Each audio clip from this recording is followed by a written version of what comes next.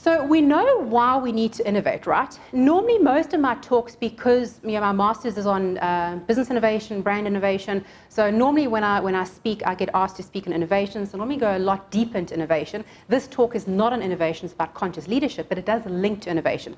So I'm not going to go heavily into innovation because what I've realized now is that there's enough material out there that we all kind of know. Oh my gosh, we're in the fourth industrial revolution, unless you're sleeping under a mushroom, which it's no judgment. We're in the exponential age, we know things are evolving, we know things are shifting, right? So there's rapid changes happening all around the world, and the change is actually only going to increase at the moment. So everybody's now met Sophia, right, I'm sure? Again, when I first started speaking, nobody had met Sophia, but most people now have with Google and how viral everything goes. Sophia is the first robot by Hanson Robotics that has got citizenship. She's a citizen of Saudi Arabia. She has a passport. She travels. Her knowledge grows exponentially. If you're bored this evening, do yourself a favor, go into YouTube and you'll see millions of interviews with Sophia. And you'll see how she communicates like a human being and how her knowledge keeps growing. So she starts, and she'll actually have a conversation with you about any topic that you would like. She's even now just curious about motherhood. I don't know how that's going to happen, but now she's curious. So I saw some interviews now about motherhood. She's got a little sister called Little Sophia, which Hanson Robotics sells to your children. I'm very much down the rabbit hole with conspiracy theories. So if you've spent enough time with me, you know that I'm convinced that Mark Zuckerberg and Jeff Bezos will listen to us. So now I wouldn't buy Little Sophia. Because now little Sophia is going to be recording everything in your environment. We already have enough devices recording us. But anyway, you can buy it for your child to teach them coding. We have robots in China that are now doctors. They're more qualified than human doctors. We've got AI anchors in China. We now, Uber they actually do have flying helicopters in the US, like in Manhattan, but they now actually test flying, self-flying helicopter. So you can actually go on your app and order a self-flying helicopter that's not manned, hop in there and go to your meeting. That's being tested in 3 cities around the world. So it's fascinating, the technology that's actually happening, that's out there, and it's happening at an exponentially faster rate at the moment. So, I mean, obviously being a law firm, lawyers know about IBM Watson, and obviously what does that mean for a law firm in the future? We're kind of okay right now, but we need to prepare and be innovative because we don't know what the future is going to look like. If people can use these devices and get advice, do they need us? If they can get medical advice, legal advice, do we need a human being for that function in the future? So, but do we know how to lead for innovation? So most of us have got enough context that we know what innovation is, but do we know how to lead for innovation? Because now this is all about change, and our change is happening exponentially faster right now. So how do we as leaders manage change both ourselves, because we're not wired to handle change. We're neurologically not wired to. It wasn't so long ago that we were actually in caves, relatively speaking. And in the cave, if you step outside of the cave, there could be saber-toothed tigers. So we're not wired for anything outside of our comfort zone. So now we need to manage our own change as a leader, and we need to help other people manage their change. So, and do we know what innovation actually is? So do we know how to lead innovation, which is all about managing change, leading change? And do we know what innovation is? So innovation is you'll often hear me use the term social construct. What that means is that a social construct means that you construct the meaning of words socially. So, and we often don't realize our different understandings of words, which is, we actually have a big challenge right now globally with communication, because we just assume, Mark understands what inclusion means, Nasrat understands what innovation means. We assume so much in our communication without actually sitting down and saying, what do you understand behind this word? Because otherwise our communication is a complete disconnect. So innovation is assumed to be technology or assumed to be disruption. Disruption is one microcosm of innovation. Most innovation is actually incremental. And innovation is actually a paradigm. It's an output of a culture that is naturally innovative, but we chase it like the philosopher's stone. So innovation is a paradigm, it's a culture, it's conceptualizing a product or service that is of value. So it's about connecting with your consumer, understanding through deep empathy, through deep connection, what does your consumer want? It's very service orientated. What does your consumer actually want? And how do I develop a product or service of value for that consumer? So it's a value exchange. What our value is a business money. I want lots of money, great. So if you want lots of money, you got to solve a big pain. So find out where your customers' pain points are through service, through empathy, through connection, and then solve it. So that's what innovation is in a very high level descriptive of innovation. So there are 3 phases in value creation. So innovation is value creation. Every relationship in this world is a value exchange. Your relationship with your husband, your relationship with your wife, your relationship with your children, your boss, with your customer, it's a value exchange. When relationships break down, personally or professionally in a business, when all of a sudden you lose your customers, or all of a sudden you lose your partner or your kids or friends or whatever it is, there's a breakdown in the value exchange. What do I value from this relationship? In a business, I value money. What does my consumer value, and how do I deliver that value? The challenge is that innovation is so outside focused, and that's where most companies are going wrong, is that they're not focusing on their consumer, understanding that they get their money from the consumer. What do they value? And I innovate for my consumer. Innovation for what purpose? The purpose is outside of self. So there are 3 phases in that value creation. Inspiration is the first stage. We then have ideation, and then we have implementation. This is largely referred to as design thinking. Who's come across design thinking before? Okay, very commonly used in innovation or in any creative field, design thinking. It's a method that is utilized within the higher context of innovation. So a lot of people assume it is innovation. It's just a method that we utilize. So the first part is inspiration. Now, where companies are going wrong is they are focusing insufficiently on the first leg, which is inspiration. So where companies which fall into value level 5, which we're going to go into in the text, are largely concerned with tangibles. So they want to touch and feel something. So they're concerned with tangibles. So what they tend to do is they tend to focus on implementation, which is getting the product or service to market. How do we get this product or service to market better, faster, quicker? We focus on implementation, right? Because it's tangible, we can see it. We streamline processes and systems, which only gives us interim relief. So we get interim results. So a lot of corporates right now are battling, margins are declining, and it's only going to get exponentially worse. So they're running around and going, what can we tangibly touch right now? Oh, okay, so our product or service, which is now, Mark would come in more to implementation than what I would. Ideation, Mark would come more into ideation than I would. So how do you now have diverse ideas, focus groups, concepts, what's technologically feasible, what's financially viable? That all falls into ideation. Now, inspiration, which is actually the starting point, it is the starting point of innovation. That's where I fall under. That is my passion. This is a culture. So you need to have a culture that is able to support inspiration, because inspiration is all about connection. It's about empathy. It's about, so if as any of my students at Vega, before they did any project, the first thing I do is say to them, go and do ethnography first, which is the observing of human behavior, before you decide what you want to do. Because as soon as you get into a boardroom and you ideate, right, what's our new concept, our new innovation, and then obviously then who's going to implement it, you've missed the point. And I made that mistake in corporate. Trust me, I mean, and we were a 1.2 billion company with an EBITDA of 360 million. We had so much money, we could have bought anything, done anything, innovated anything, but we sat in the boardroom and we tried to decide what our customers wanted ourselves. And none of us got outside of the boardroom and went and did some ethnography, suspended our paradigms, suspended our biases, connected with the consumer, understood their environment, understood their pains, with all that information coming back, which is a human science, and it's human connection and being vulnerable, coming back to the boardroom and saying, right, this is all the information. Now, based on this information, what are ideas? How do we ideate? What's technologically feasible, financially viable, and how do we implement that? Okay, so I fall more under this part, and Mark falls more under ideation, implementation. So, but do we know how to lead for innovation? So now that we understand at a high level what innovation is, bearing in mind, again, when I lecture innovation, it's 240 hours, there's a lot of content behind this, but that's just a high-level summation. How do we actually lead this environment?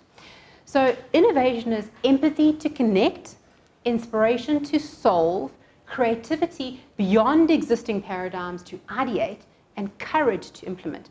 So these skills emerge naturally in conscious leaders. So what's happening right now in the corporate world is we are chasing innovation. We're chasing it. So again, it's like we're on the search for the philosopher's stone, but it starts with you. You know, that's why you start to understand simple wisdom when you go through this journey and you go, it's all within myself. I'm chasing innovation, but I need to develop myself, because these skills that I need to be naturally innovative as an output, to have a naturally innovative environment without chasing any systems or structures, though obviously they are of value, is these skills.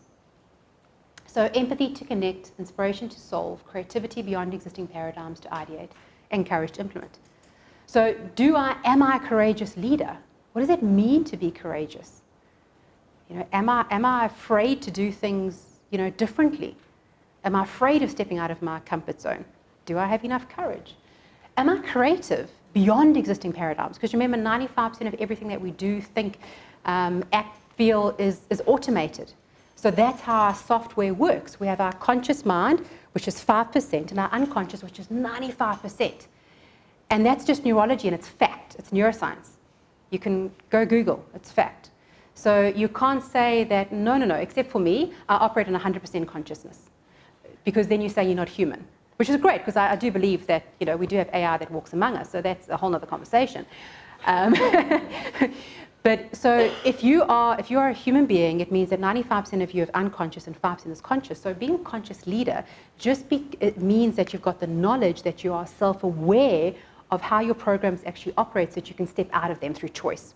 Because that's our gift as a species, is that we have the largest frontal lobe of the neocortex, which means we're the most creative of any of the species, because we have the ability to be able to choose alternatives. I can go there, I can go there. Which one do I choose? Okay, so innovation happens in the frontal lobe of your neocortex. So being conscious means that you are able to step out of your automated programs, your limbic system, and start to operate more from your frontal lobe of your neocortex. So, and empathy to connect, how empathetic am I? Do I connect with human beings? So when somebody walks into my office, do I put my, my laptop, my cell phone away? Do I focus on them? Do I see them? Do I hear them? Do I feel them? Do I connect with them? Because if you don't have that skill, you kind of can't innovate. Because innovation is deeply rooted in empathy. Because you're solving pains for human beings. If you don't understand a human's pain or be able to feel their pain, you can't solve their pain for them. So it's very much rooted in empathy. So how as a leader, am I empathetic? Am I creative beyond existing paradigms? Because remember, we can create within 5% of us, or we can access the entire spectrum of ourselves and create outside of what is known. And, when I do a longer training, I go very deeply into this so you can understand. But there's so much, when you understand how limited our thinking actually is, you start to see the value of being inclusive, where you start to open up more, because you understand that at any point in time, we live in a quantum field. There's 11 million bits of information at any point in time. We are only our reticular activating system, which is our brain's bodyguard, which filters information, can only absorb 140, approximately. So we're absorbing so little, and we're running it through filters of, which are largely unconscious. So a lot of the time with innovation is we block a lot of innovative thinking because we view everything through our own lens. We don't open up. So if you want an innovative environment, it starts with your management culture. So if a company is failing to innovate, you've got to look to your managers, because your managers set your culture for innovation.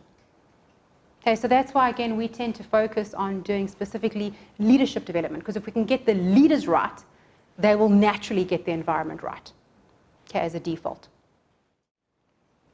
Okay, so innovative leaders create a strong vision, they set the direction, they set boundaries, they promote inclusion, they teach self-excellence, they drive service, they admit mistakes, they lead by example, they empower leaders, they help people deal with fear, they have tough conversations, they see and improve the system, and they're prepared for a long journey. So what is the value of each of these aspects? So what is the value of creating a strong vision? So we notice only what matches our internal belief system and identified context. So that goes again, look, there's a lot of detailed neuroscience behind that, but it goes again, you only notice what you're aware of. That's why you need to start becoming conscious, you need to cultivate heightened awareness, you know. So it's when you drive, you only notice actually certain, my brother's obsessed with Lexus, so I recently bought a Lexus because I was pretty much instructed to.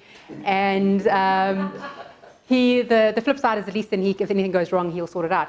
And I never ever saw Lexuses on the roads, ever. I never even knew Lexus was a brand of car that people drive in South Africa.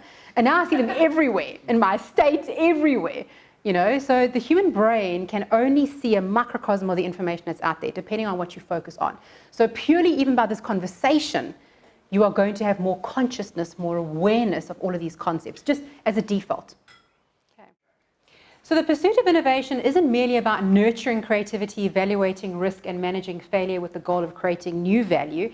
It is about overcoming individual organizational fear, which this conversation leads straight into, of the unexpected, and discarding what we think we know about a new unfolding world. We don't know. And the more you know, the less you know. That's the challenge, is that unintelligent people come across really confident, and the more knowledge you seek, the less confidence you come across, because the more you realize you don't actually know. So how do we embrace this changing environment when we're not neurologically wired for the unknown? So if you want a new outcome, you'll have to break the habit of being yourself, how you think, feel, and act. So, which is difficult. It's not easy to break habits. Who's tried to break even minor habits? It's not easy. And now you've got a habitual, depending on how old you are, you've got habitual biases and limiting decisions and beliefs that you've been operating for 40 plus years. Now you must break them, really? It's not so easy. As a leader, how will you let go of your fear and embrace the unfamiliar, the untested, and the previously unimaginable? It sounds easy, it's really more difficult in practice. Because now if Subhashini is coming on board and infusing a new paradigm, a new vision, a new purpose, it's unknown, it's unimaginable. She's got her own inner fear of like, oh my God, but now she's got to be secure because she's got to give them the security to follow her. Okay, so it's a lot harder than what we actually realize. So now we're getting into spiral dynamics, which I'll give you guys a refreshment break once I've done the definition. So spiral dynamics, which is this material for me, Dr. Claire Graves is the seminal expert of spiral dynamics. So unfortunately, Dr. Claire Graves, which is actually a he, at the time when he was conceptualizing all of these theories, he was ahead of his time. So very much like Nikola Tesla was ahead of his time in comparison to Thomas Edison. So we went with Thomas Edison, we backed Thomas Edison, and we didn't back Tesla. And there's other concepts there. We couldn't commercialize Tesla as much as we could commercialize Edison, another conversation. So the same thing with Claire Graves is that this information was ahead of its time. Now all of a sudden we're going like, wow, this explains so much of the challenges behind how individuals transform. It explains a midlife crisis from a neurological perspective. It explains how to transform an environment, but there's not a lot of research in it. So this, the next couple of pages, you can see there's a lot of detail. Which I'm going high level, I'm not going into all the detail, there is more detail there. This I have scored the earth to get this content. That's why it's incredible content. And for me, it just explains, as I say, so much about what's happening around the world right now. So it can be compared in a manner to Maslow's hierarchy, though it's got far more depth and it's far more relatable to a corporate environment and macrocosm societies. So that's spiral dynamics. You go through 8 levels. So the first level, we don't have a lot of first level survival. Second level, security. So that would be like the trans sky, where they, and you can actually see these are value levels. You can see somebody's value level by the values that they display in their communication and in their actions. So I can observe Subhashini spending enough time, though we always caution against labeling because we're very anti-judgment. So, I can spend some time with Subhashini in various situations and I can listen to her language and I can go, okay, based on her language, based on her actions, she fits into value level 4 or value level 5, whatever it is. So once I can do that, then I know how to communicate to Subhashini neurologically and I know how to work with Subhashini to be able to transform her up the environment. Okay, so does say security is value level 1 is survival, security is value level 2, value level 2, Transguy, the chief, the clan, very top down, whatever the chief, the clan, very all magical mysticism, value level 3, and every person, as long as you're a human being, you evolve through these value levels. And because a company or a country is a collective of human beings at the moment, they evolve through different value levels. So different companies are going to be majority of energy, human energy at a certain value level, and different countries are going to be majority of that human energy at a certain value level, which is fascinating because once you understand that, you can start to understand about so much of what's happening in South Africa right now and globally, and even in your own environment and even within yourself.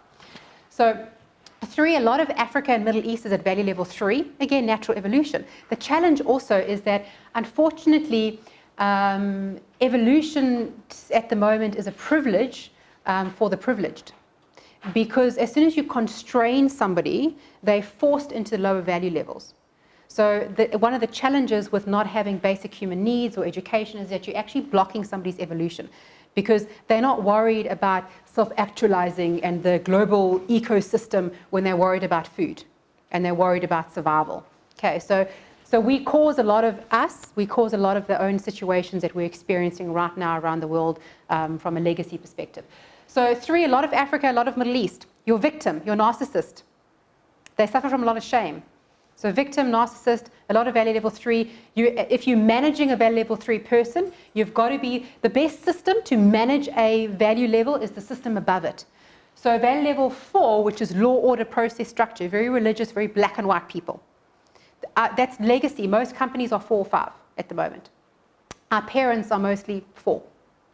So you must work hard, you must get to work at 8, actually 8's late, you must get to work at 7, and actually if you finish at 5, you must actually, to look good, you must rather stay until 6 or 7, you know. So those are our parents, work hard, you know, so value level 4. So the best way to manage a 3 is a 4. So Australia is a 4. Australia, you can't go 1 kilometer over the speed limit when you drive. Fine, you take away your license. Law, order, process, structure, repercussions. A value level 3 person responds to that. So now if you're a kumbaya and you're trying to manage a value level 3, you have to do law, order, process, structure, repercussions, warning letters, disciplinaries. But you don't want to because you want a kumbaya. But that's not relevant to that value level.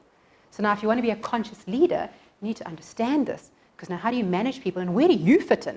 And what do you need to work on? Okay.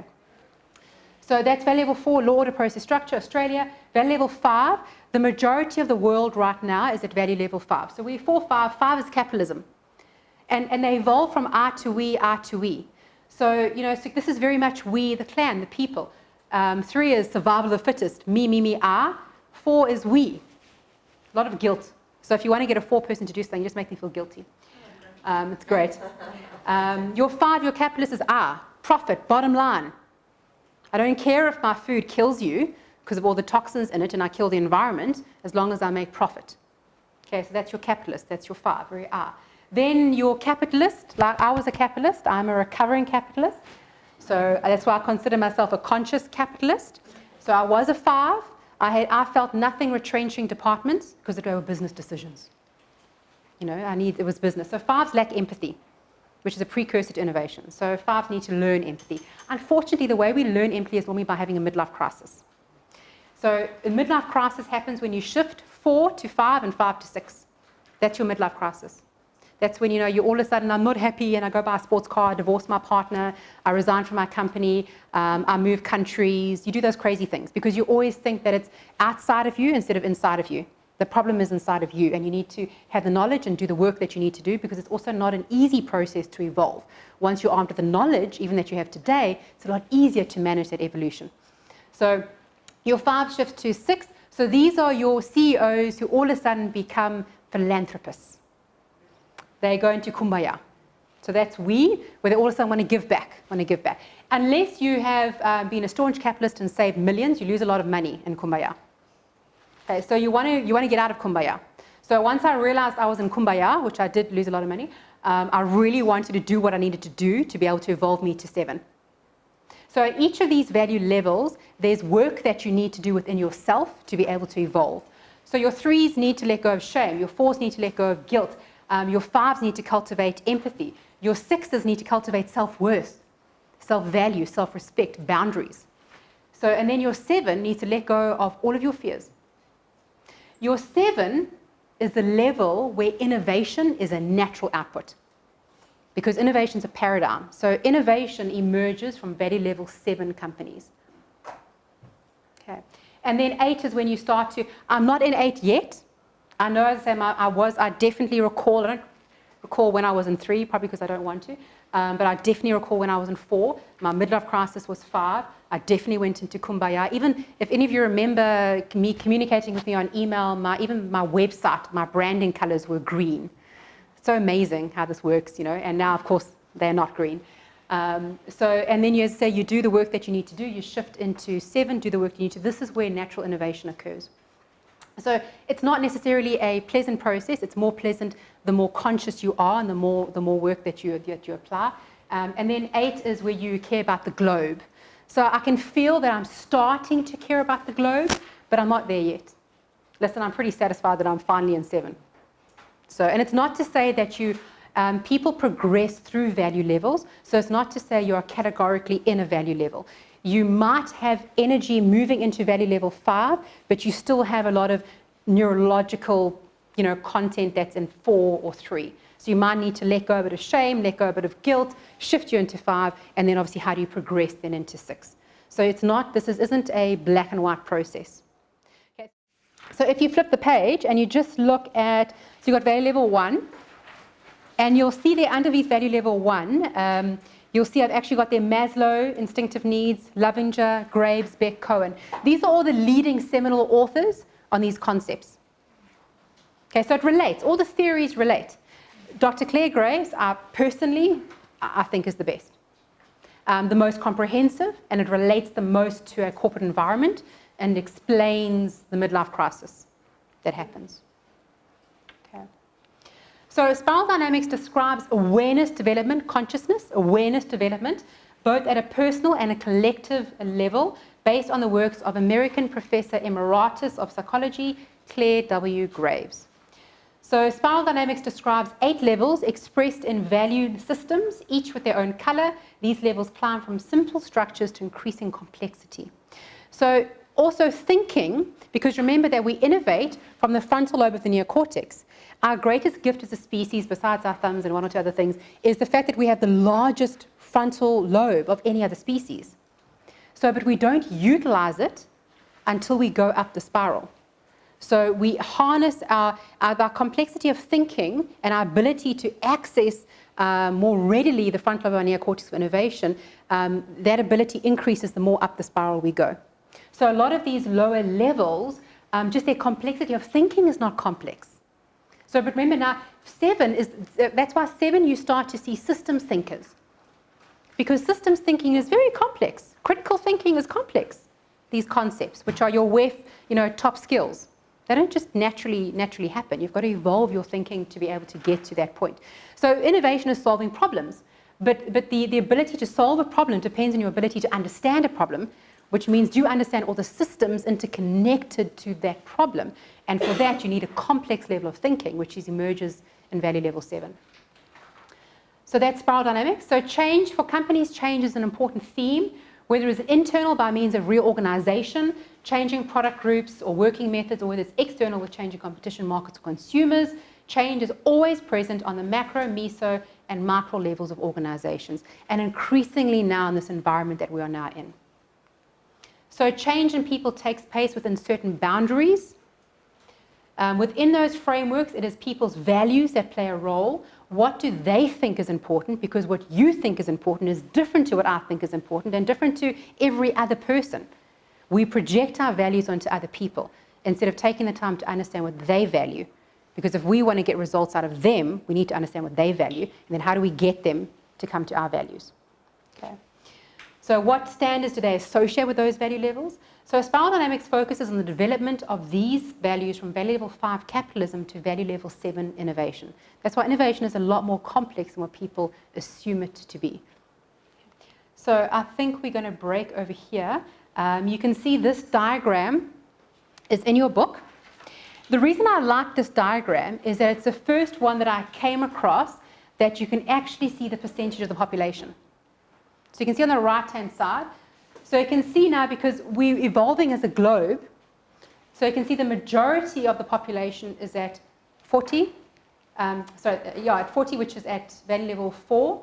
And then you've got 30, which is 5. But remember, the percentage of power is in capitalism. So 50% of the percentage of power is in capitalism. So that's the predominant system that governs the world right now. And capitalism is profit. We don't care if we've got glyphosate in our products and that makes you sick. We care that we make money off you. We don't care that we are not caretaking the soil. We care that we're making money. So that's the system that's governing the world at the moment. However, human beings evolve. They evolve more in privileged countries than in less privileged countries, because obviously you need to have certain things before you desire the next thing. So you can see now energy is starting to move into 6, kumbaya, and then we'll start to see more energy shifting into 7. That's why authentic innovation, companies who are authentically innovative, it's very rare right now. Very, very rare. Most companies say they are, but they're not. So it's at the moment it's 1% and 5% of the power. But it's shifting, it's evolving at the moment as that energy moves across. So the first value level 1, which is survival, and that's beige. That's the lowest level of consciousness. The group aimed at survival, so it's survival focused. There are no individuals. People organize themselves according to herd behavior. We don't have a lot of value level 1 left globally at the moment. The strongest are compassionate towards the weakest, protecting them and making the decisions. In extreme stress, people can regress to this level. So if you put people under a lot of stress, you are actually going to regress their valued levels. You are going to regress the complexity of their thinking. Not good for innovation. Okay. So the characteristics, people on this level hardly communicate. Everything that is communicated is focused on survival. So do you recognize any value level 1s in your environment? You shouldn't, because there shouldn't be. Maybe if you lived in the Amazon, there might be a wild Amazonian tribe. Okay, so we don't really have a lot of value level 1s. So value level 2, security. So the level of the tribe, the close social unity in which people feel secure and will sacrifice themselves for the group. This is a security that people seek and which is found in religion. This level creates a social unit. So characteristics, communication takes place verbally from the high level to the lower level and vice versa. The leader speaks the truth and opposition is not tolerated. So do you recognize any value level 2s in your environment? Okay, so any other 2s? That's like your Transkei. You know, if you have any staff from the Transkei, very traditional, very tribal, almost mystical. They believe in a lot of mysticism. Okay. And we can't judge them. That's the value level they're at, and it's natural evolution that they'll evolve. So then they evolve into our narcissist, our victim, our criminal. So again, a lot of Africa, a lot of Middle East are at value level 3. So that's energy and power. So as opposed to, as I say, 2, which is more security. So now we go into energy and power. The level of divide and conquer, hierarchical power structures is central. People are part of a system and are directed by the highest power holder. All social relationships are power orientated, and occasionally a new order and hierarchy takes place. Characteristics, communication is purely top down. There is continuous supervision of higher levels at the lower levels. Orders are only effective if there are sanctions, and logic and persuasion are therefore not addressed. Okay, so anybody recognize any value level 3s? The biggest characteristic of a value level 3 is that fixed mindset, and where they don't, if you ask them their most traumatic experience. So one question that I do when I do interviews is I ask them to tell me about some traumatic experiences that they've had. And I ask a range of different questions linked to a trauma that they've experienced. Then I ask them to explain it to me, etc. And then I ask the humdinger question, which is, what did you learn? And if the person says that they learned that they need to be more conscientious, they learned they need to be, then invariably they have a growth mindset. When they blame somebody else, my manager was awful, it's the company's fault, it's the country's fault, I take no responsibility. That's a fixed mindset. That's invariably victim narcissism. Okay, so they don't take any blame. They always blame somebody else. They actually suffer from a lot of shame, ironically. So that's what actually locks them in. So for them to evolve, they need to release that shame. Because remember, shame is self-focused, guilt is focused on somebody else. So if I hurt Irene and I feel guilty, I'm focused on Irene. But if I feel shame, I'm focused on myself. It's a very different emotion. Okay, so your narcissists suffer from a lot of shame. They actually normally have very poor self-worth at their core. A lot of poor self-esteem issues, highly insecure, which also makes them very, very dangerous. But they don't project that. They project arrogance. They project confidence. Narcissism, charismatic. They know everything. But inside is a very different environment. Okay. So then we get value level 4. Again, most of the world is at value level 4 and at 5. Though most of our parents tend to be in 4, hard workers, very black and white.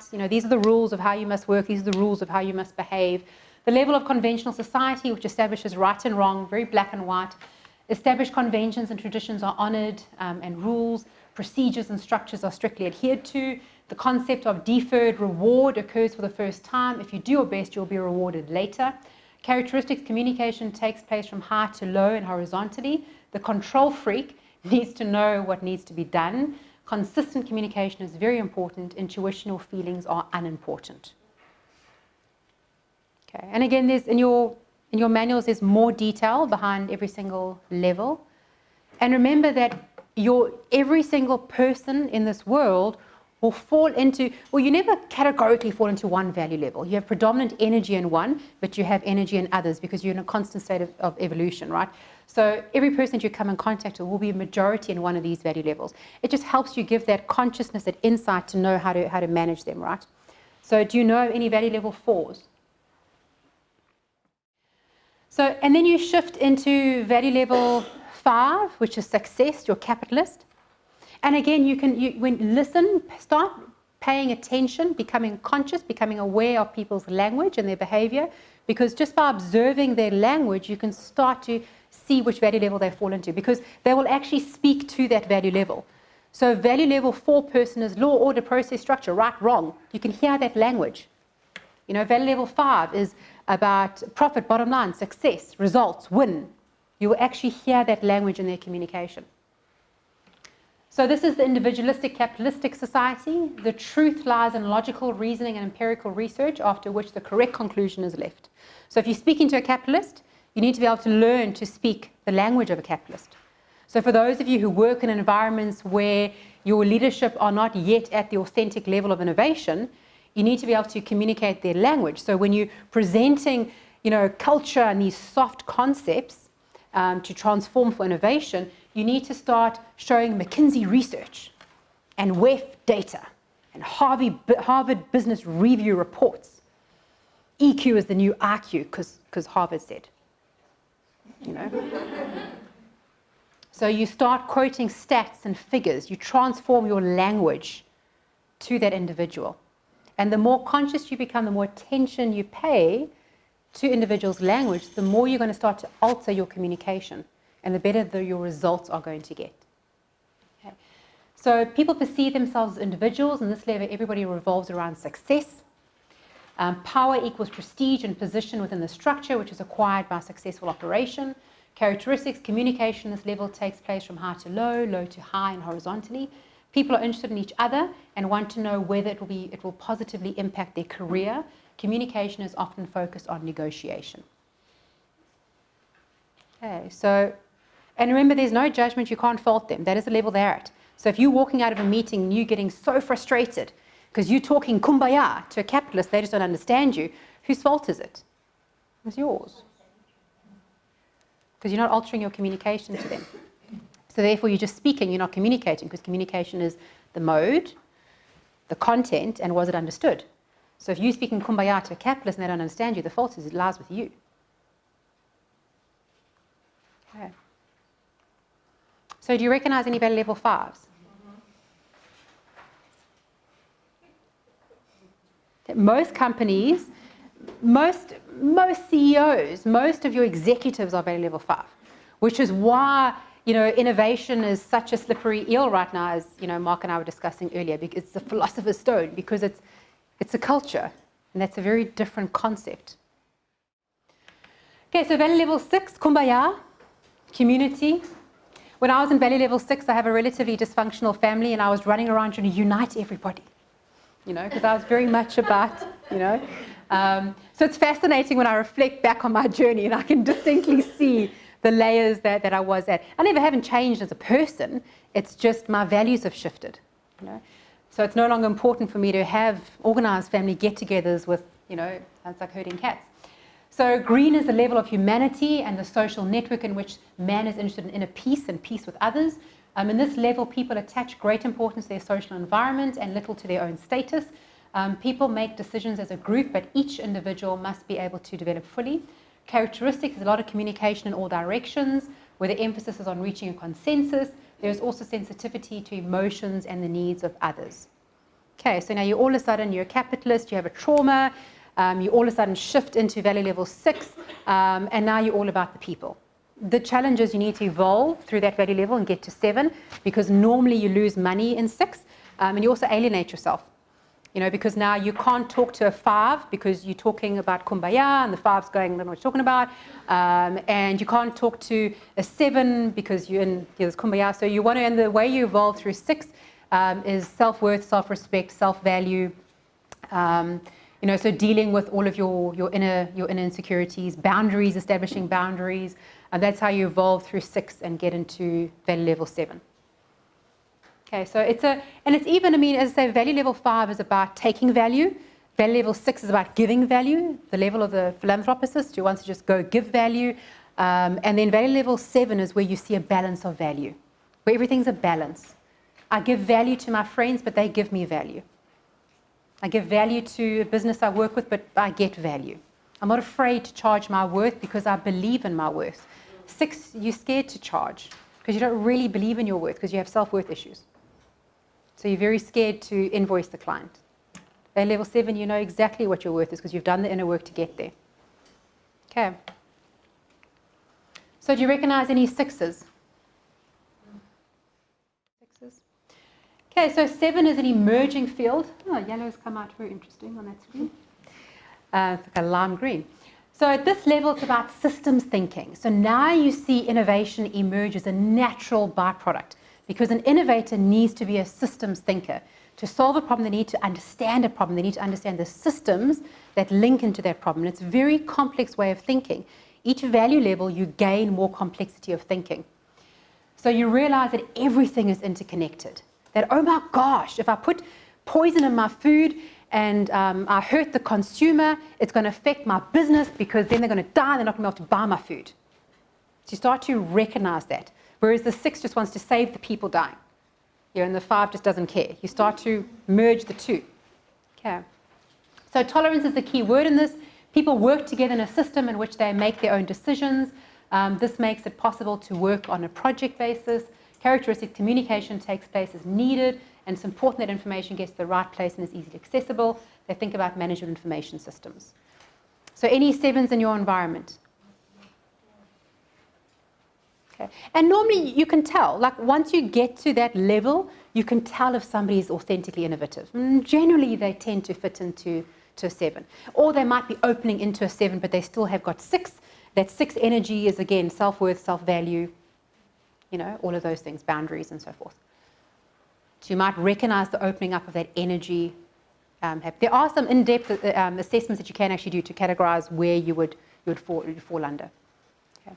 So again, just to recap, your 3 suffer from a lot of shame. They need to, which is very self-focused, they need to release shame to evolve. Your 4 suffer from a lot of guilt, which also is a great tactic to get work out of them. So they need to deal with that to be able to evolve. Your 5s, they lack empathy. They need to cultivate empathy. Your 6s need to cultivate self-worth. Your 7s need to let go of all their fears. And only once you do all of that do you naturally innovate. You naturally see the world in systems. You don't operate from your limbic brain anymore, which is your survival mode, because you've dealt with all your fears with survival. And you're now operating from your frontal lobe of your neocortex. You've now accessed more of that, which is your domain of your creativity. Okay. And you start to see everything is interconnected. Okay. If I harm the environment, I'm going to suffer. I'm not running around just trying to save the environment. You know, I understand that if I harm it, it's going to harm me. We see systems. Okay. So the last value level is value level 8. I say I'm definitely not there. I can feel I am starting to care more about the globe, but I'm not kind of there. Very few people are authentically at this level. So holistic life support. So this is the highest level. It's the holistic living system in which the world is seen as an interactive, interconnected system that China sneezes, we get sick. You know, and that's quite a literal example right now. So the world is interconnected. You know, that if one country goes and, you know, is industrialist and, you know, contributes greatly to the degradation of the ozone layer, that's going to impact us. So we start to see the world as interconnected. So at this level, energy is focused on sacrifice. Trust is put not so much in the higher power, but in people. People are organizing themselves in order to cherish and renew the world from a macro level. Communication is important in all layers. Consensus and competence are merged for the benefit of the public good. Okay, so very, very evolved level. As I say, I've done years of self-work, and I'm definitely not at 8 yet, though I can see I'm starting to care about the globe. So Dr. Adriana James is somebody that I studied with. So when I had my midlife crisis, and I was like, what's my passion and purpose? And I was lecturing business innovation, doing a master's in business innovation, and studying neuroscience at the same time, because I'm a why person, I need to understand what happened. The person that I spent the most amount of time with was Dr. Adriana James. So she's written a book, Evolution of Consciousness and Value Levels. This is her area of extreme specialization, but I'm just going to give you a high-level viewpoint. When I listened to her speak for the first time, which I'm trying to give you as much of those pearls as I can during this talk, I was like, oh wow, finally I now understand what happened to me. You know, what actually is a midlife crisis. So values drive all human behavior. It is your deepest subconscious driver. Neurologically, your deepest subconscious driver is your individual values. If you can understand a person's values, you understand how to communicate to them personally and professionally, you understand how to motivate them, it's gold on all levels, let's say personal and professional. So values drive all of our behavior. What do you value? What's important to you? And it's not what you like or dislike, it's what's important to you. Okay. So meta programs and values are filters that we delete, distort, and generalize everything through. So your meta programs they're basically just this case. So your 4 major meta programs are your Myers-Briggs, but then you do have complex ones underneath them. That's how you process information. Okay. So, and then your content are your values. So they are your deepest drivers. So, and that's why your values will shift. So your partners will change, your colleagues will change, depending on obviously on how much they focus on their development, because your values shift. That's why all of a sudden you wake up one day and the person you married is different. You know, that's normal. So we spoke about it earlier, give me a man for the first 7 years of his life and give me the boy and I will show you the man. I think it was Aristotle. It's also a foundation of the Jesuits and a couple other things. So our programming is largely 0 to 7. So most of in terms of our values development, this is Macy. 0 to 7 is where we largely programmed, where our values come from. Your children normally are a higher value level than what you are. So if you're recognizing yourself as a 4 or 5, your children are higher than you, which is why there's often a disconnect. The millennials are more evolved than us. Your Gen Zs are more evolved than your millennials because they're born into a different environment. Okay, so that's why your baby boomers are value level 4s largely. Then your Gen Xs, your capitalists, your value level 5s. And then all of a sudden these millennials are your 6s. Many of them are your 6s. And then, as I say, you have your Gen Zs and your millennials, which are now emerging as 7s. Okay, so this also explains why there's so much conflict happening in working environments right now. Because there's a major disconnect at a neurological level between value levels. The things that we value are different. And we place judgment on what is different to us instead of seeking to understand So 0 to 7, and again, there's a lot of detail behind this. Your brain waves are in a state of hypnosis during your, 0 to 2, 2 to 4, and so forth. So you're just absorbing all this information. So a lot of your values and beliefs are not actually even yours. It's what you've absorbed from your environment, but you need to have programs to be conscious of. So you need to cultivate programs in some way, which is largely 0 to 7, so that you are conscious against something. You need to have something to weigh up your views and opinions and experiences against. Okay, so 7 to 14 is modeling, 14 to 21 socialization, and then your business persona. So as I say, your midlife crisis normally happens from 35 to 40. So 35 to 40, depending on your age, what value level that you're at, you'll normally have some form of a crisis. And again, some people develop faster, slower. Men, as a norm, generally are slower than women. That's just a norm. So for a man, this might be older. This might be 45 to 50. Whereas your woman would be more 35 to 40. Where all of a sudden we wake up one day and we go, hold on a second, who am I really? And what am I doing this for? Then we go sit in the mountain in Tibet. Okay, so source of values, family, friends, church, religion, school, geography, economics, and media. And our values are correct. All of our values are correct and your values are wrong. Okay. So value levels, the collective of these values is a value level. Everyone's neurology operates at a value level. And thus every environment operates at a collective of a value level. In many instances, trauma will trigger the moving off of a value level, and hence we shift as we progress in life.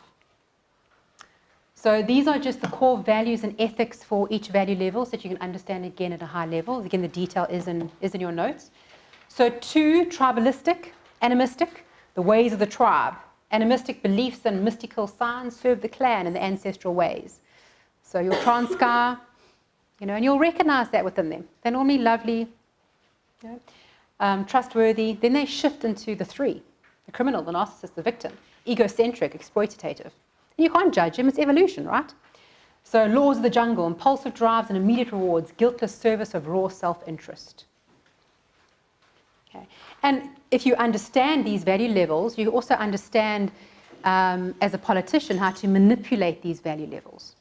Which is also very sad, because then we lock people into a value level and don't allow them to evolve. So 4, absolutist and moralistic, very black and white, commandments of higher authority, as I say, normally very religious, comply with rules, they're normally hard workers, avoid punishment, duty-bound, they want to do everything right. Normally, as I say, if they respond to guilt, it's normally a value level 4. So then you've got your 5, multiplistic and rational. So that's why when you speak to a capitalist, always make sure that you speak business language, bottom lines, returns. I quote a few, Harvard Business Review, WEF, as I say, all of those, they like that. McKinsey, love McKinsey, Bain, all that stuff. So situational rules of the game, individual principles of conscious, autonomy and self-control to win. 6, sociocentric and humanistic. Relative needs of the collective, fit in with the group's norms and attitudes, best serve the people's common good. Okay, so kumbaya. And again, remember that your 3 needs to deal with shame. A lot of very deep insecurity behind all that arrogance. Your 4s need to deal with guilt. Your 5s need to cultivate empathy. Your 6s need to develop self-worth. And your 7s need to let go of their fears. Because that's a big... as soon as your fears are triggered, you operate in your limbic system, which contracts you, and you're not expansive. Your frontal lobe of your neocortex is expansive and creative. So you innovate from your frontal lobe of your neocortex. So then you let go of, and you also then become a systems thinker in 7. So that's what I've highlighted. That's innovation, existential and systemic, integrated processes and flows to align conflicting alternatives, personal responsibilities, and being. And then 8 is holistic and experiential, patterns of the whole, sense of collective individualism to serve the entire living system. And you've also got to look at people's intent. Like we spoke about what are some examples, and every time I think that somebody's an example of a certain value level, I then read something else and I think, So a lot of these people, like, Bezos right now is trying to, you've got your 3 fights for space right now, which is Bezos, Musk, and Branson, right? So those are the 3 companies now fighting for space. So what is their intent? What is the intent? Is there, because if Bezos' intent is capitalism, that's not really looking at the holistic planet, right? Because the intent is to make money. It's very different. What is Branson seems the more authentic of the 3 in terms of his intent. Okay. So somebody, I was reading a very interesting article, I think it was by Business Insider, on Greta Thunberg. Who knows Greta Thunberg, right? That it's all actually a marketing ploy. Yes. That she was actually, that it's a Swiss look. I mean, it's an article from a reputable source that appeared well researched, but who knows, But it's apparently a Scandinavian, I think it's a Swedish impact fund investment company that writes her scripts and basically has trained her and prepped her and does it to draw attention to climate change because there's big business in climate change. It's an impact fund. So the more attention we can get, the more money we can get into the impact fund, the more money we make. So that might present like kumbaya, but it's not kumbaya, it's capitalism. Okay. So start consciousness as awareness, remember an innovative thinker is a systems thinker, an innovative thinker questions things, question sources, question people's intent, be curious. That's a big value in innovation. Okay, so everybody's different. Everybody operates at different value levels. Everybody has different things that they value, different belief systems, different meta programs. So an experience happens, we take it in, we filter it by all of that stuff, we delete, distort, generalize. That results in obviously a physiological shift, and we have behavior. So that's how behavior occurs. That's why for me, the best tool that I know in terms of evolving someone's consciousness for innovation is neurolinguistic programming, and giving them the theory and the experience of it. So they get those insights and they can evolve. But that's just how it fits in terms of your communication. So this is Virginia Satir. That the seminal author behind this is Virginia Satir. So this is how change happens. So this is one of the problems when we as leaders change an environment, is that and this happens at every value level. So at every value level and within a value level, and when you impose any change in your environment, this is your normal neurological response to change. It happens at a subconscious level. We resist change at a subconscious level, not because we're bad or we don't like you, or because we don't want to change, but because it's unknown. We're not wired for the unknown. It triggers our fear mechanism. We're still animals at heart, remember? It wasn't so long ago, again, that we were in the cave. So this is unknown. We don't know what is there. Our fears get triggered. We push against it. We don't like it. So whenever you as a leader implement change, so everything is, doesn't work for me. So everything's status quo, Subhashini comes on board and we're going to change things. Resistance, new, freak out, saber-toothed tiger, resist, chaos. Leader gets scared because leader doesn't understand this model. Leader doesn't maybe have enough tools, knowledge and experiential tools to understand what leadership means. Leader gets scared. We don't have a lot of courageous leaders in South Africa from what we've seen from all of our research. We don't like conflict. We avoid conflict. So what happens in the midst of resistance and chaos, we regress. The worst thing that you can do to your environment, the worst thing you can do. I experienced this in corporate. I remember I was, Telkom owns Trudon, so heavily unionized environment. So whenever I wanted to implement any change, oh my word, you have no idea. Then the unions are there, anything you want to do, the unions are there, you have resistance, chaos. You just got to stand firm as a leader, be courageous as a leader, make them feel safe and secure. You persist, you explain the business logic, you give them a forum to communicate.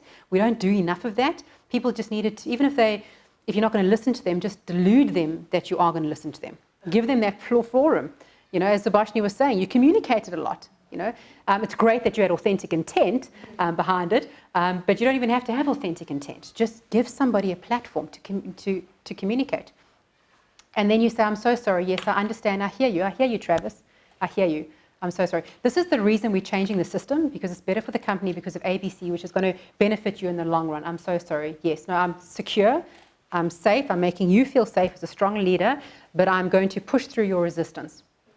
And then you go into your desk and you throw your toys on your desk, and there's a bit of chaos. Eventually you settle down, everything integrates, you get new information and you rise.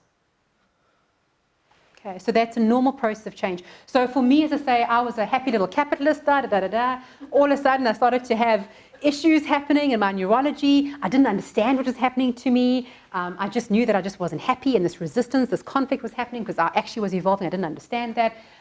So what did I do? Then all of a sudden, I had a Hiroshima, I had a midlife crisis. Hiroshima in my life, there was resistance and chaos. I always say that I'm strong, which is also in this instance not always a blessing, because I resisted the change a lot. So I didn't flow with the change, I resisted it a lot, which means I caused a lot more of my pain than I needed to. So my resistance, I think my midlife crisis was 2015. Then just denied it. No, there's nothing wrong with me. Everything is completely under control. What do you mean my life's chaos? And just denied it and was in chaos for probably about a year or two. So you don't have to go that long. As I say, I just was resistant. I then sought the knowledge, the information, and then started to do the work I needed to do within myself. And then I integrated into my new value level. So in order to grow, you must make a change. With change comes an identity crisis or midlife crisis. That's really the breaking through of old values and habits. Okay. So value level transitions, when you're shifting value levels, both yourself individually. So you would have recognized now with the theory, and you can always just say do more reading, which value level you're at. And how do you react when you're trauma? Because remember, you might present at a certain value level, but then when you're in trauma, you lock down to another value level. That's actually the value level that you need to resolve, is wherever you go to when you're in trauma. So where I used to go to when I was in trauma is structure control. Law, order, process, structure, control. Okay, so I still needed to, even though I was evolving with energy into 6, I hadn't let go of my 4. So I still had to let go of my 4, and so forth. Okay. So strategies match the environment, congruence and control, start to question things and try to find solutions. You don't listen to neurological signs, you feel trapped, old strategies no longer work, despair kicks in. So this is like a classical, so this is what say would happen to me, is that your strategies match your environment happy. I'm a capitalist, I'm in a capitalistic environment, I'm so happy, this is wonderful. There's a match, great. Then you start to question things. Yeah, is this really, what I'm doing with my life? You start to question things, you want to find solutions. You don't listen to those neurological signs where you're feeling trapped, or you're feeling suffocated, or you're feeling you want to move, right? So and despair kicks in. When you're at this level, this is when you want to start to proactively do the work that you need to do. Because if you don't, what's going to happen is a trauma is going to happen, it's going to kick you out of your value level. Okay. So when you start to feel these niggles, I don't know if my environment's the right environment for me. My company sucks. My boss sucks.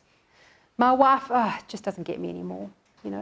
When you start to feel those things, that's when you know that you need to do a bit of inner work. Because if you, as I say, if you leave it, that's when you get divorced. That's when you. And these are generalizations. Please, these are generalizations. Your environment, please. So, but I've seen it happen so many times. That where, especially in corporate.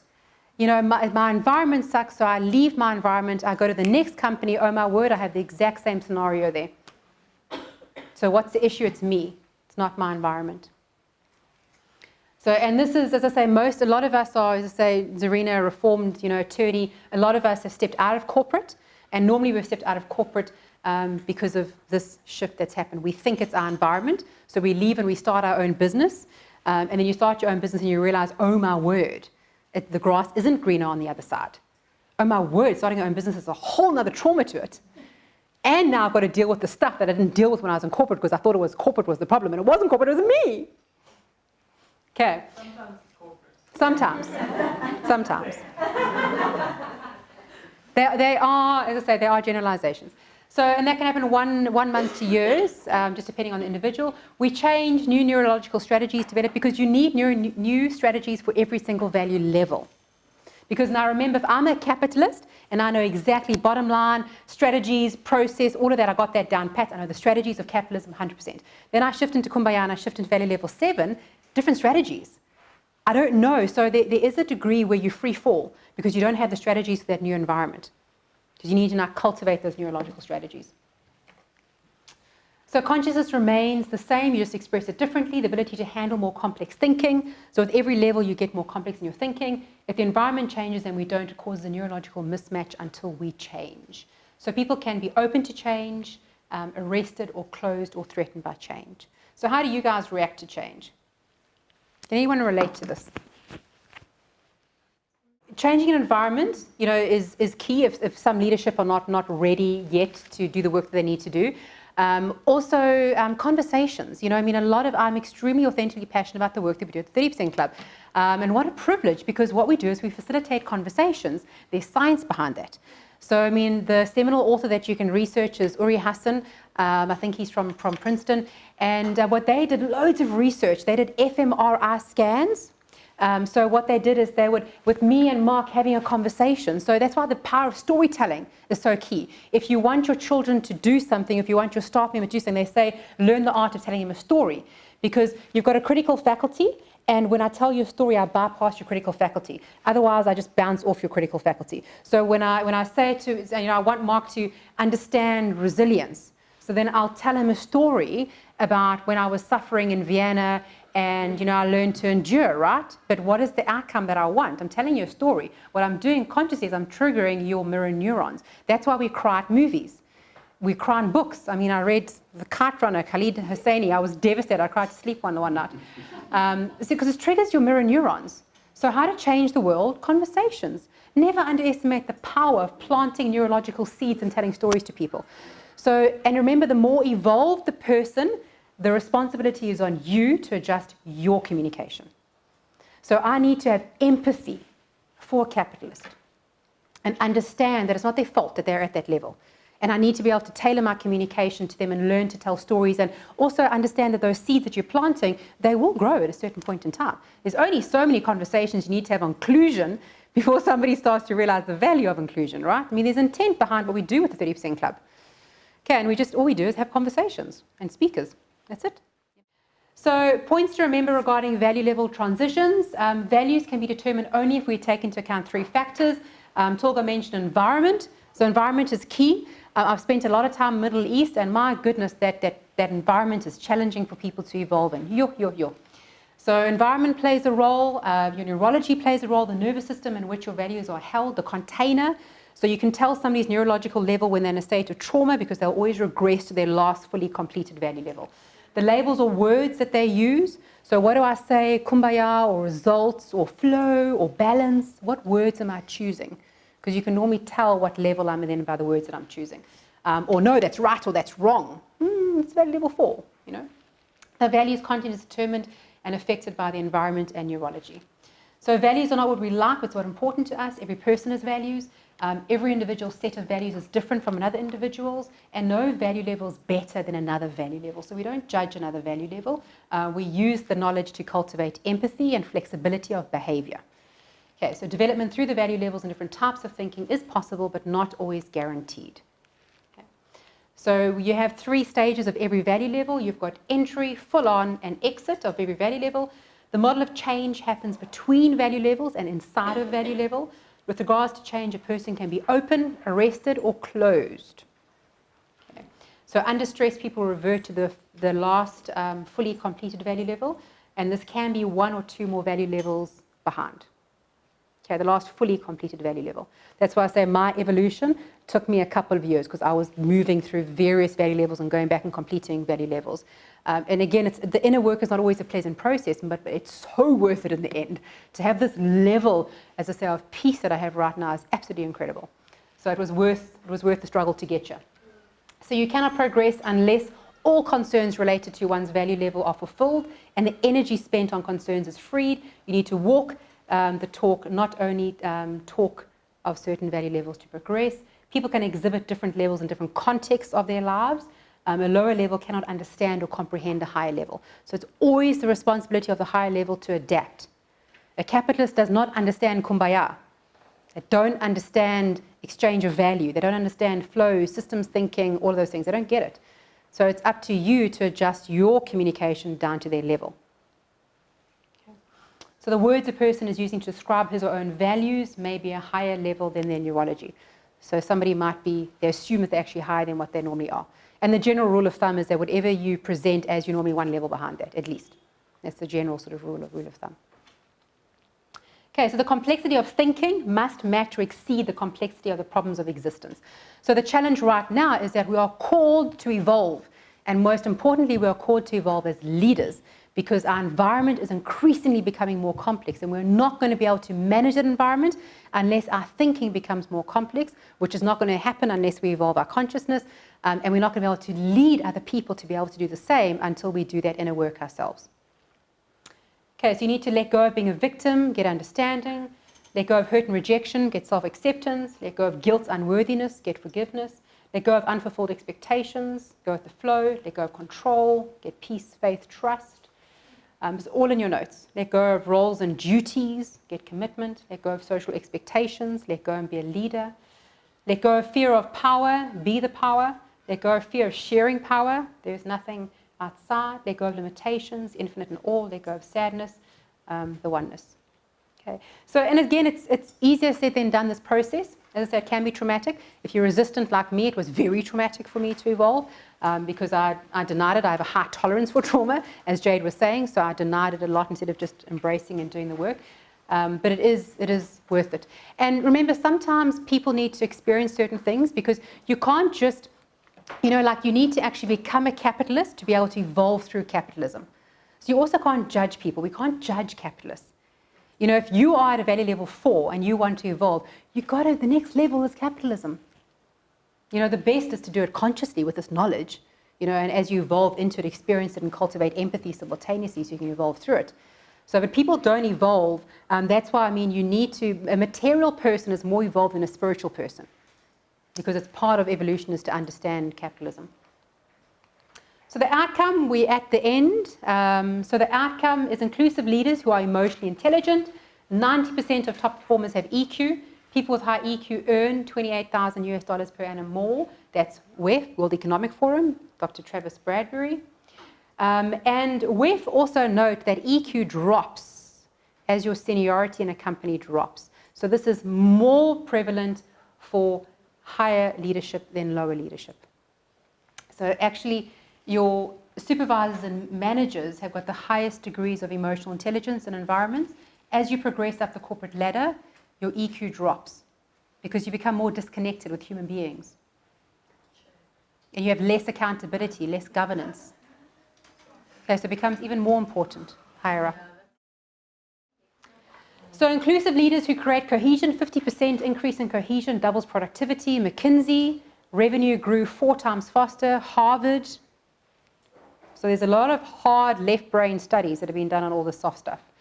So an innovative business that is free enterprise, pro-profit, but not at the cost of any stakeholder. So you move from capitalism to conscious capitalism. You're now aware, or stakeholder capitalism, which is what the principles of King 4 are. Okay, so this is an S&P 500 study that was done.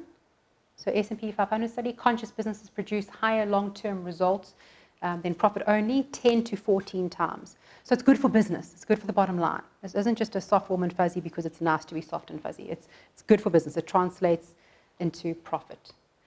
So teams led by inclusive leaders are higher performing, higher quality decisions, more collaborative, and more innovative. Harvard Business Review. Okay, so this is, I think, the last slide. So what you need to look at as a company is, again, everything is about balance. So this stuff is foundational, right? You still need Mark stuff. Mark, as I say, which unfortunately we won't have time today, but Mark will be doing a session with the leaders class. Mark goes into more the systems for innovation. How do you quantify innovation? How do you measure innovation? What processes? They're very left brain concepts, but you need both. So you can't just have a culture with values without strategy and goals. So we want to make whatever, how many billion, how are we going to get there? So innovation first, for what purpose? What's our purpose for innovating? Your core values for innovation. Inclusion is a precursor. Then you need integrity, self-excellence and service. What are your values? And then how are you going to get to your goal?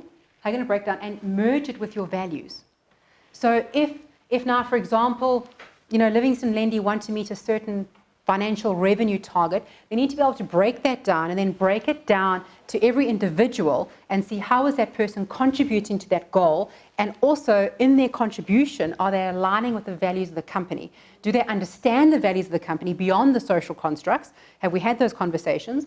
And then what does that translate to? So, okay, so I understand that I lack integrity if I do not reply within 24 to 48 hours. If I'm on holiday, then let me just put an out of office. Then what does respect mean? Respect means caretaking our customer, or greeting people when they walk in. Little things. So break it down into people's actual KPIs, make sure that it aligns to the whole, and that's how you basically merge your left and right brains of the company, which is your feminine and your masculine, your left and right. Logical, rational reasoning, which is predominantly masculine energy, and your emotional side, your empathetic side, which is predominantly right brain, creative, feminine. You merge the two. That's how you have innovation success in an environment.